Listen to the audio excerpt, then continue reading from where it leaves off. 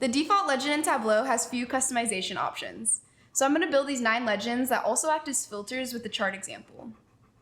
Most of these legends use a method that allows us to control the size of the legend and the spacing between each value in the legend. And with this method, we also don't have to use the standard squares that come with the Tableau legend. We can use circles or images or really any shape. And they're linked to the chart example using a filter action. The data I'll be using for this is year, sales type, and sales amount, where sales type is what we'll show in each legend. I've already created the layout for these custom legends, but I have another video if you want to learn how to create the layout. And I already created this little chart so I can show how to link the custom legends to the chart to make it interactive.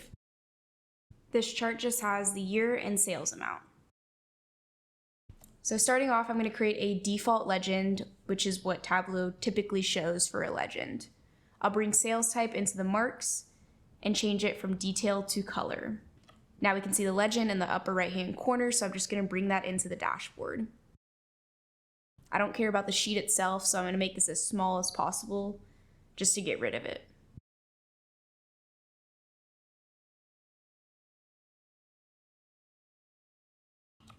To increase the size of the legend, we'll use 2 sheets, so I'll call this one increase size, and I'll pull sales type into the rows. I'll also pull sales type into the marks and change it from detail to color. You could just increase the size with 1 sheet, but I don't like that the squares are on the right-hand side of the legend. So I'm going to hide the sales type header and leave just the squares. You can increase size by either dragging down the boxes or with the size slider in the marks. And I'll also remove the row dividers. On the second increase size tab, I'm going to pull in sales type into the rows. And I'll hide the field label. And you can drag it down to increase the size. I'm going to right-click Format and hide the row divider and get rid of the row banding as well.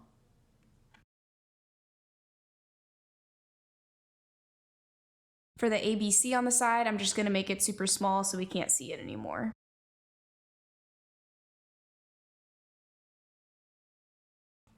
Then I'll add these 2 sheets to the dashboard and hide the titles.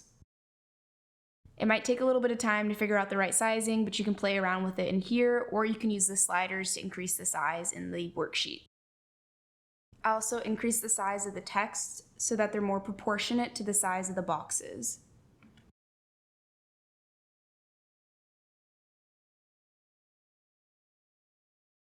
For the circle legend, it's a really similar process, so I'm going to create a circle tab and add sales type into the rows and the marks as a color.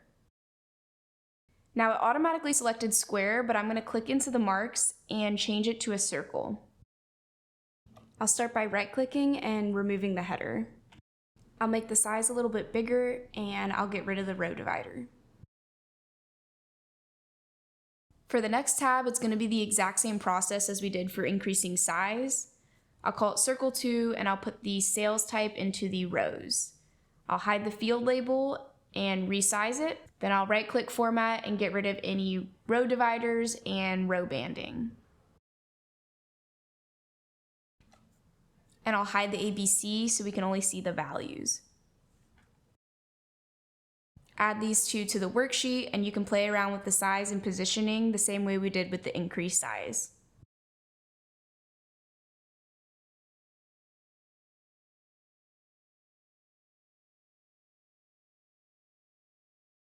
For the horizontal legend, I want to do the same thing and create 2 tabs. The first one I'll call horizontal and I'll pull sales type into the columns instead of the rows. Also pull sales type into the marks and change it from detail to color. I'll remove the header for sales type so we're left with just the squares. Personally, I don't really like sharp edges, so I'm just going to make these circles as well. And I also want to remove the row divider for this one. I'll create another tab, we can call it horizontal 2, and bring sales type into the columns instead of the rows. Now right-click Format and I want to make sure that the alignment's in the middle. This will make it easier to position once we bring it onto the dashboard. It's easier to conceal the ABC when it's vertical, but a lot harder when it's horizontal. A quick workaround I found is to bring any measure into the marks and change it to text. Right-click Format and go to the fields and make sure you select that mark and change it to the background color. Now we can't see the ABC or the count of data. I also want to remove the row divider here and get rid of the field label. Then I can bring these two worksheets into the dashboard and fidget around until they're at the correct sizing and positioning that I want them to be. For this next legend, I'll show how to use multiple fields, but this also works for sources. Starting off, I'll do the non-linked version because it's much quicker. First, I need to create another field, so I'll call this sales type other and put the text as other field. Then bring sales type other into the marks and make it a color so we can see the legend. Now I'm going to edit the colors and make it a brown. I'm going to go ahead and borrow the legend from another worksheet so I don't have to recreate it, but this is the default legend in Tableau.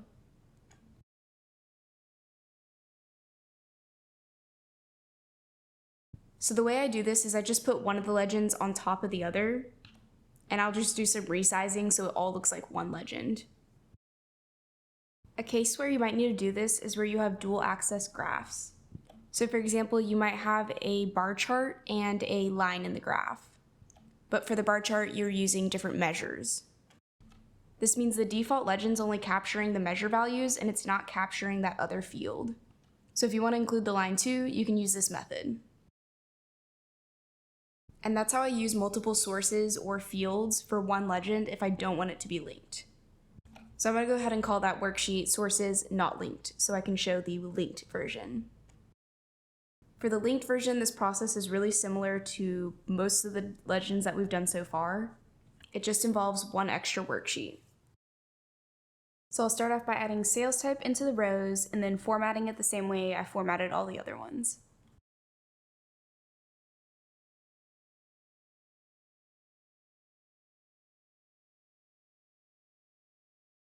And then for the colors, I'll do another worksheet, add sales type into the rows and the marks and change it from detail to color. And I'll format this one the same way that I formatted all the other worksheets as well.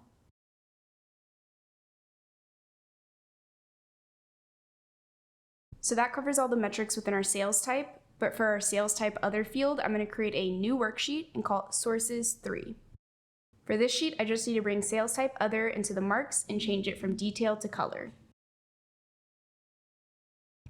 To make these look a little bit different, I'm going to add a border to all of the boxes.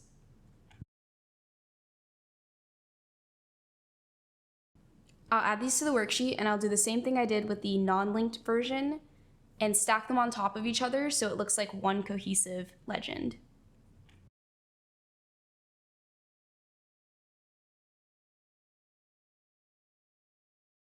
I could create another worksheet for the other field label, but I'm feeling lazy, so I'm just going to put in a text box that says other field. But if you wanted to add that, it'd be the same process as we did for the sources 2, which has the sales type labels. I'm very particular about how I want it to look, so I'm going to play around with the sizing until I get it perfect. Next, I'll do the shapes legend, and I'll pull sales type into the columns. And I'll add sales type to the marks. But you can see here that there's no option for shape yet. So the first thing I need to do is go to the marks and change it from automatic to a shape. Now the option for shape is there for sales type. I already loaded in these images as shapes, that's why they already appear in the legend, but I'll show you how to change that. To add images as custom shapes, go to My Tableau repository within your home folder. Go into the Shapes folder, and you can either create a new folder like My Shapes, or you can load it into one of the other folders. The nice thing about this compared to the custom color palette is that they load immediately, so you don't have to close and open Tableau. Just go back and hit Reload Shapes and they'll appear. First, I'll show what it looks like if you were to choose one of the default shapes. So I'll assign the default palette and move sales type to the marks and change it from detail to color. Now you can see each shape and color are unique to the sales type value. I'll remove sales type and go back to the images that I had previously selected. So go to my shapes and just assign the palette. I'll hide the header and I'll resize to make the shapes look larger. This type of legend will act like buttons. So if I click on the person shopping in store, then it'll take me to all the in-store sales. I also want to remove the row dividers so we're left with just the images. Going back to the dashboard, I'm going to add our shapes worksheet and I'll resize it so you can see what it looks like.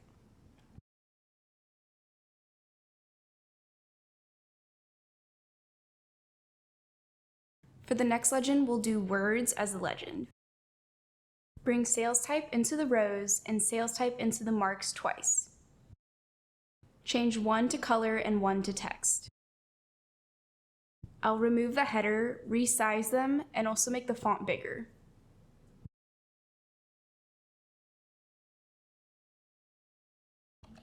I also want the words to be aligned in the center, and I'll get rid of the row banding and the row dividers.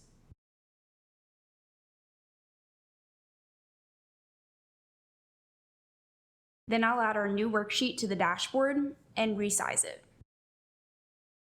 It's also looking a bit small and I can't really read in store well, so I'm going to also change the font to be a little bit bigger. The next legend will be the filter legend. This is my favorite one because having a legend and a filter that represent the same data categories just causes redundancy. So the ability to combine the legend and the filter into one really helps simplify the dashboard, and it gives us more space for the actual data visualizations. So the first thing I'm going to do is pull sales type into the rows and the marks as a color. Then I'll remove the header and I'll resize it. This is a very similar process to the ones we've already done. Then I'll format it and get rid of the row dividers. Create another worksheet, we'll call it filter 2. And for this, we'll just add sales type to the row, remove the field label, and format it. Get rid of the row banding and the row dividers, and we'll hide the ABC.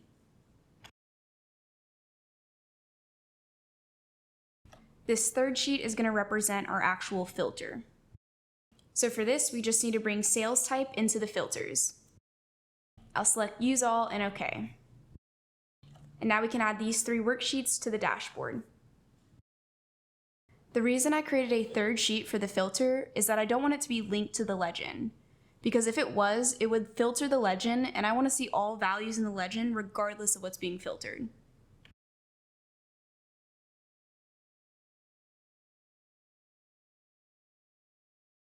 For the third filter worksheet, I'm just going to make it super small so it's basically non-existent. And then I'm going to click on the little downward arrow, go to filters, and add our sales type filter. I'll also hide the title and the all button so we're left with just the filter. While Tableau doesn't give us the option to increase the spacing between the checkboxes, a workaround is to make the size of the text super large to get more spacing. That's why I already created another worksheet for the text for this filter legend, because I don't want the text to be that large. But I can resize it to hide the text and only keep the checkboxes. For this one, you do have to play around with the sizing a lot to get it how you want it to look.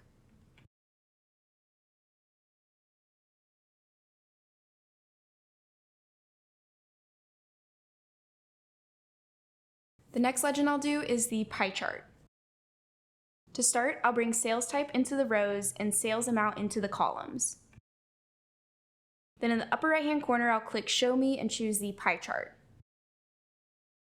If I added sales type directly into the marks, you'll see that it's on the outside of the pie chart. A workaround I found for fixing this is adding the minimum of 0 twice to the rows.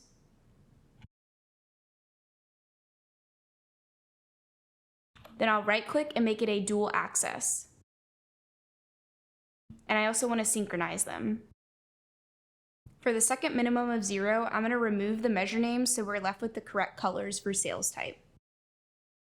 And for the first minimum of 0, I'm going to remove everything except for sales type and change it from color to text. We can decrease the size of the pie chart with the text to move it closer to the center. And we can increase the second pie chart to make the circle bigger. I'll also go ahead and remove all the headers. I don't want any of these lines, so I'm going to format it and remove the row divider, column divider, and the column 0 lines. So now we're left with just the pie chart.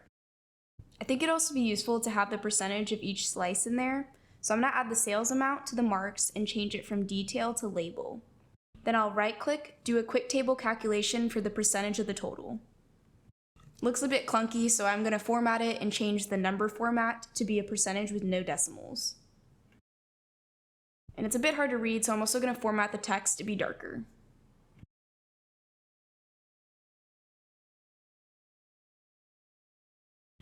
And then you can play around with the sizing to figure out how close to the center you want the labels to be.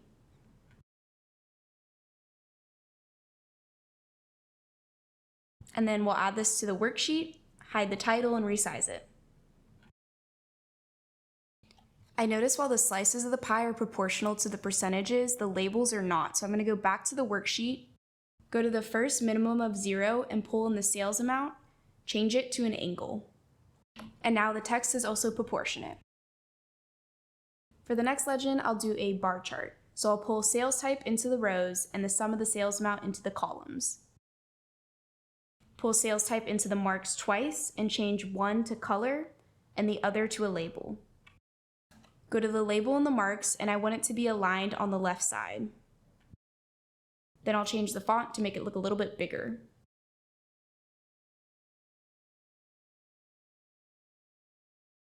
Now I don't need all this extra information, so I'm going to hide the header and I'll also hide the access. And you'll notice once I drag this down and make it bigger, the wholesale color changed to white. I don't know how Tableau does this, but it's really nice. I'm also going to remove the column grid lines, the sheet access ruler, and the column 0 lines. That way we're just left with the bars themselves. And I'll add it to the dashboard and resize it. I think it'd also be useful to have the total amount for these, so I'm going to go back to the bar worksheet and drag the sum of the sales amount into the marks and change it to text. And I want the text to be next to each other, not stacked on top of each other, so I'm going to go into the label and change it in there. And those numbers are pretty long for a legend, so I'm going to format them to be in millions with just one decimal point.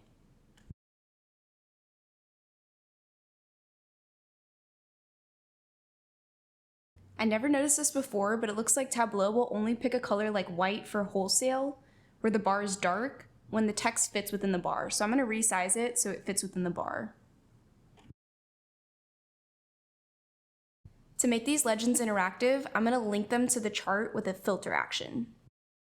But first I need to add the sales type to the chart as a filter. Then going to the dashboard, I'm going to click on the dashboard tab and actions. And then I'll add a filter action. For the source sheet, I'll uncheck a few of these that we don't need. Layout,